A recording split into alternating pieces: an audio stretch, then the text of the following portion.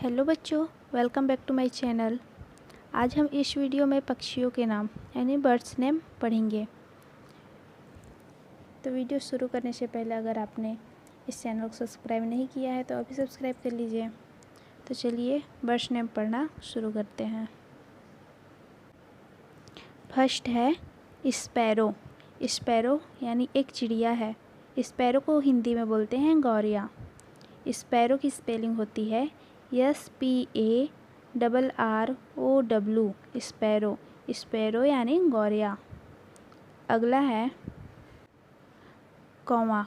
कौवा को इंग्लिश में बोलते हैं क्रो। क्रो की स्पेलिंग होती है CROW क्रो। क्रो यानी कौवा।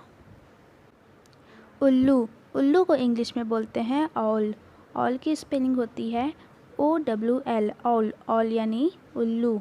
अगला है कबूतर। कबूतर को इंग्लिश में बोलते हैं पिजन। पिजन की स्पेलिंग होती है PIGEON पिजन। पिजन यानी कबूतर। अगला है तोता। तोता को इंग्लिश में बोलते हैं पैरोट। पैरोट की स्पेलिंग होती है PARROT पैरोट। पैरोट यानी तोता। Thanks for watching this video.